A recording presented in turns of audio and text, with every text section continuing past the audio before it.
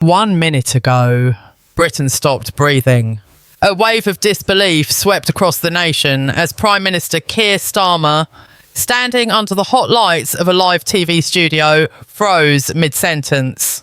Something had landed in front of him, something no one expected, something so explosive that the entire broadcast suddenly shifted from routine politics to national crisis. Within seconds, whispers rippled across social media. Is he about to resign?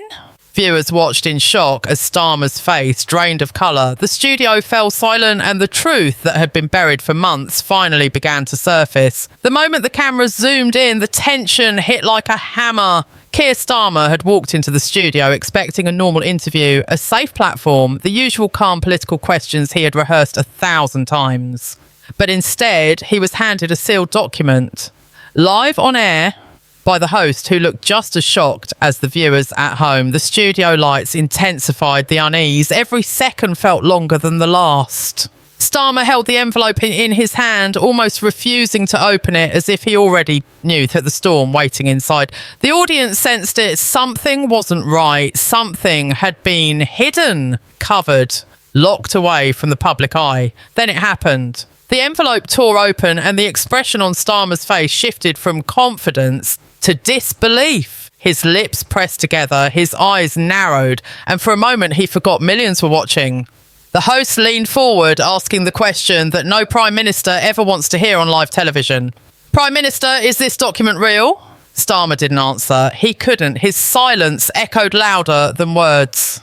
Across the country, British households leaned closer to their screens, waiting for the next move, waiting for the truth to break free. The document, revealed to be leaked internal communications, contained details that were never meant to see daylight. It wasn't just political strategy. It wasn't just government planning. It was something deeper, something capable of tearing apart what remained of the public's trust. For months, rumours had circulated that a confrontation was coming, that the cracks inside Downing Street were widening, that certain decisions had been made without full transparency. But no one expected the evidence to surface here, now, in front of the entire nation. Starmer tried to continue, but his voice trembled. He attempted to regain control, to force the situation back into the hands of the government's polished narrative. Yet the host kept pressing, each question sharper than the last, each one pushing the Prime Minister closer to the edge. And the viewers saw it, the hesitation, the fear, the realisation that this moment was bigger than him, bigger than the government, bigger than the entire political machine. The studio's control room erupted into chaos. Producers shouting instructions, phones ringing non-stop, alarms flashing across news networks. This wasn't a normal broadcast anymore. This was history unfolding in real time. Within minutes, journalists outside the studio were reporting that senior government officials had gone silent. Advisors were refusing to comment. Downing Street staff were locking doors and switching off their phones. Something massive was happening behind the scenes, something that had been brewing in secret, and this live moment had just ripped the lid off. Political analysts began whispering the unthinkable. If this is true, he might have to resign. The country felt suspended, stuck between uncertainty and shock. Starmer's breathing grew heavier as he attempted to defend himself, but every explanation sounded weaker than the last. He kept glancing away from the camera as if waiting for a signal, a lifeline, anyone who could rescue him. But none came. The envelope sat on the table, its contents exposed to the world, and Starmer knew there was no turning back. The pressure built until the Prime Minister could barely keep himself steady. It was clear that he wasn't just fighting for his position. He was fighting for control of a story that had spiralled far beyond him. And as the host prepared the next question, the one the entire nation was waiting for, Starmer lowered his head, adjusted his papers, and whispered something under his breath that the microphone barely caught. No one knew what he said, but the look in his eyes said everything. This was the moment that could end his leadership. The broadcast wasn't finished. The revelations weren't over. And Britain was about to witness the most dramatic political unravelling in years. As the cameras kept rolling, the atmosphere inside the studio grew heavier, almost suffocating. What had started as a controlled interview was now collapsing into a full-blown crisis in front of millions. The producers tried to cut to a commercial break, but the control board froze. The feed refused to switch, and the broadcast stayed live. Every second added more pressure, more danger, more uncertainty. Viewers could sense that something irreversible was happening. Starmer wiped his forehead with a shaking hand, trying to hide the panic rising inside him. For the first time in his career, he looked like a man who had lost the script. Outside the building, crowds began forming as protesters, journalists, and curious onlookers rushed toward the studio. Nobody knew the full truth yet, but the rumours spreading online were enough to spark outrage. Cars honked, reporters shouted into microphones, and social media exploded with messages demanding clarity. Inside Downing Street, advisors scrambled to contain the damage, but no one could stop what was already happening. The leaked document was out, it was real, and its contents were spreading faster than the government could respond. The host, sensing the magnitude of the moment, leaned in again and asked the question that pushed the crisis to its breaking point. Prime Minister, did you authorise this?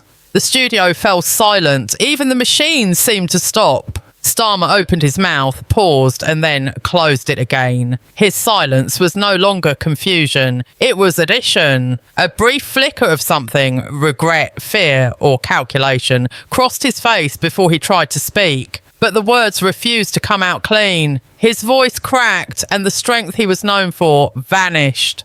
The nation watched a leader crumble under the weight of his own choices. Then came the next shock. A second envelope was handed to the host, this time delivered by a stage assistant who looked like she had sprinted across the building.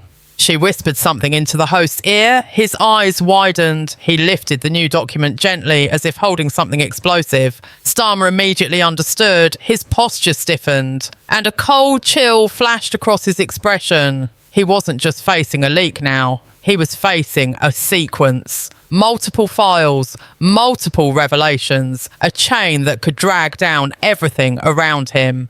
The host cleared his throat and read a single line from the new papers. The words echoed through the studio, through every living room, through every phone, streaming the broadcast. Prime Minister, this includes internal testimony from members of your own team. That sentence alone sent a shockwave through the country. If staff had turned against him, if insiders were releasing information, then this was no accident. It wasn't a random leak. It was a revolt, a fracture inside the heart of the government. And Starmer knew exactly who had done it. He shifted uncomfortably, avoiding the camera. His hands clasped together, tense and trembling. He tried to dismiss the documents as misunderstandings, but the host interrupted him. The evidence included timestamps, signatures and internal notes. It was undeniable. For the first time, Starmer's confidence collapsed completely. He stared at the desk as if the papers lying there were flames burning through the last of his authority. The viewers felt it too. They could sense the unravelling, accelerating, dragging the Prime Minister toward a conclusion he could no longer escape. Meanwhile, the reaction across the country reached boiling point. Emergency meetings were reportedly being held in Parliament. Members of the opposition demanded Starmer step aside. Even members of his own party began distancing themselves publicly, releasing carefully worded statements that hinted at a lack of support. At train stations, airports, cafes and crowded offices, people stopped what they were doing to watch the live broadcast on their phones. It felt like the entire nation was holding its breath, waiting for the moment that would decide the fate of the government itself. Back in the studio, Starmer finally attempted to speak with strength, but the pressure made it impossible. He stumbled through explanations that failed to convince anyone. Each sentence felt weaker than the last. As he spoke, the host revealed yet another detail, this time about a confidential internal meeting held earlier in the week. Starmer's reaction said everything. His jaw tightened, his eyes twitched, and he looked as though he wished the floor would open and swallow him. The host asked the final question of the segment. Prime Minister, after these revelations, will you continue in office? Starmer didn't answer, not right away, not confidently, not like a leader. Instead, he looked directly into the camera, breathing heavily, realising that every second of silence was feeding the fire growing across the nation. His advisors were nowhere to be seen. His party wasn't stepping in. His authority was bleeding out in front of millions. And for the first time, the possibility that had once seemed impossible now stood inches away from becoming reality. The Prime Minister looked down, then slowly lifted his eyes again, and the country waited on edge, in shock, and hungry for the next moment that could change everything. The tension inside the studio had reached a point where even the air felt heavier, thicker, as if the entire building understood that history was cornering the Prime Minister and forcing him to face the truth. The broadcast, still live and unstoppable, cut back from a short pause, revealing Starmer sitting rigidly in his chair, eyes fixed on the table. Viewers across Britain leaned forward, sensing something had changed during those few seconds off camera. He looked shaken, smaller somehow, as if the weight of leadership had suddenly become too much for him to carry. The host, maintaining a steady voice despite the chaos behind the scenes, prepared for the next segment. The segment that would push this crisis to its most dangerous point yet. When the cameras resumed their full glare, the host revealed that more information had come in, fresh, unfiltered, and verified. This time, it wasn't just leaked documents or staff testimonies, it was footage. Actual recorded conversations from inside private meetings that Starmer believed were locked away securely. The revelation sent a ripple through the studio. Even the crew members froze in disbelief. Footage meant one thing: undeniable proof. Words spoken directly, no spin, no excuses, no political shield. Starmer's complexion turned pale as the host described what the recordings allegedly contained. Moments of internal disagreements, secret strategies, and decisions made without public knowledge. The Prime Minister's lips tightened as he realised the walls around him were collapsing from every direction. Across the UK, millions watched with growing disbelief. Social media erupted into a frenzy as clips of the live broadcast were shared, analysed, and dissected. Every political commentator, every newspaper, every backbench MP seemed to be speaking at once. Some demanded Starmer's resignation immediately. Others insisted that the government come clean. And then there were those who whispered that this was only the beginning, that if such recorded evidence existed, then even deeper secrets might soon surface. The country wasn't just witnessing a political challenge, it was witnessing the unravelling of an entire administration, layer by layer. Inside the studio, the host continued with measured precision, laying out the next set of questions like carefully placed pressure points. Starmer shifted uncomfortably, his hands gripping the armrests of his chair as though holding on for stability. He attempted to interrupt to regain control of the narrative, but the host pressed forward, determined to uncover the truth. The next question cut through the tension like a blade. Prime Minister, did you knowingly approve decisions that were hidden from your own party members? The silence that followed was more shocking than any answer he could have given. Starmer finally exhaled sharply as though releasing air he had been holding for minutes. When he spoke, his voice was quieter, stripped of the authority he once commanded. He tried to explain that leadership required difficult choices, that not every decision could be made publicly, that sometimes secrecy was necessary for stability. But the host countered with the simplest truth: the public felt deceived. Trust had been damaged. And now, with evidence emerging in real time, the damage appeared irreversible. The Prime Minister's explanations dissolved into the air, failing to convince anyone watching. Meanwhile, chaos began to spread through Westminster. Ministers rushed between offices, emergency calls were made, whips gathered MPs in private rooms, demanding loyalty or at least silence. Journalists camped outside Parliament waiting for lawmakers to step out with statements that hinted at the government's fate. Several MPs were overheard saying that they could not stand by quietly anymore. The cracks in the government had become fractures, and those fractures were spreading at alarming speed. The question no longer seemed to be if Starmer would resign, but when. Inside the studio, the host revealed another blow, a letter from a senior cabinet member who had reportedly stepped down minutes earlier. The resignation letter, sent directly to news outlets, stated that the current situation demands accountability from the highest level. Starmer blinked rapidly, struggling to hide the shock. He hadn't seen the letter. He didn't know his own cabinet was falling apart behind his back. The revelation struck him like a hit to the chest, leaving him momentarily speechless. The viewers witnessed a moment raw and unfiltered. Starmer, the Prime Minister, realising in real time that his government was crumbling faster than he could respond. The host leaned forward, lowering his voice to soften the blow but not avoid it. Prime Minister, key members of your government are resigning. Public trust has shattered. Evidence continues to emerge. How long can you continue like this? The question hung in the air, heavy and suffocating. Starmer closed his eyes for a moment, as if trying to gather strength from somewhere deep within. But when he opened them again, the exhaustion was unmistakable. It wasn't just political exhaustion. It was the exhaustion of a man who had been forced to confront the truth he had been avoiding. The Prime Minister straightened his back, preparing to speak. The nation watched, silent, waiting. This was no longer about leaks or revelations. This was about survival. His political survival, his government's survival, and the stability of the country itself. But the moment he opened his mouth, a voice from the control room shouted something urgently. The host turned pale.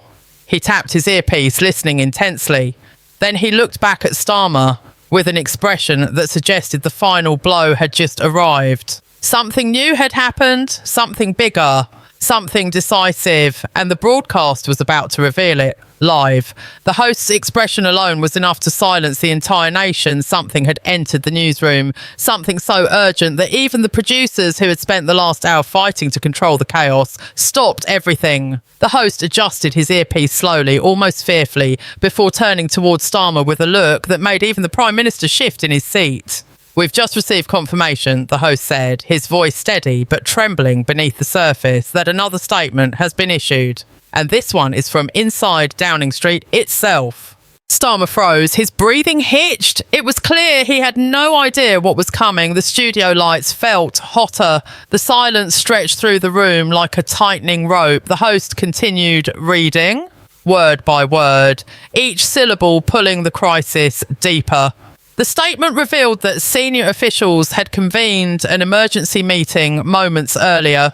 The purpose was stark and direct: to discuss the future leadership of the government and the necessary steps to restore public trust. In one simple sentence, the message delivered the blow Starmer had feared all night. His own team was preparing for life after him. Across the country, the reaction was instantaneous. Phones rang in households, offices and newsrooms. People gathered in crowded cafes, staring at screens as if watching the final act of a national drama. MP after MP posted carefully crafted phrases online, distancing themselves from the fallout. Even long-time allies of Starmer released statements that avoided defending him directly. The tone was unmistakable.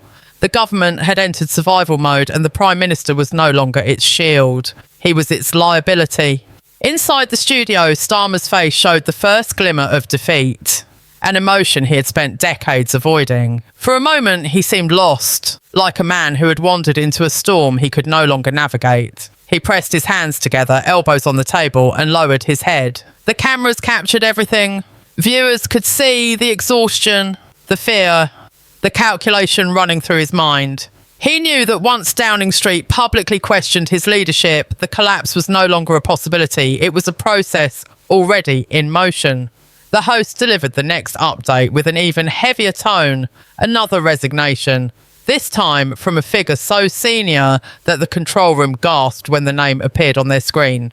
A Minister Starmer relied on for strategy, stability and political survival had stepped down, stating that the nation required clarity and accountability at the highest office. Starmer blinked slowly, as if each word delivered a physical hit. The shock was beginning to fade, replaced by something closer to resignation. He was no longer fighting the tide was sweeping him away, and he knew it. Meanwhile, crowds had gathered outside Downing Street holding phones in the air, waiting for any sign of movement. Journalists shouted updates as police erected barriers, anticipating the wave of attention that was about to come. The crisis that began with a mysterious envelope on live television had now spread across the entire country. Parliament was in uproar. Party members were fracturing. And the Prime Minister was sitting under studio lights watching the last pieces of his authority slide out of his hands. The host leaned forward, his voice lowering to a grave tone. Prime Minister, it appears your cabinet is dissolved around you. The public is demanding answers. Your own team is calling for change. The question now is simple. What will you do? The studio felt like a courtroom. The cameras like unblinking judges, the nation like a jury waiting for a verdict.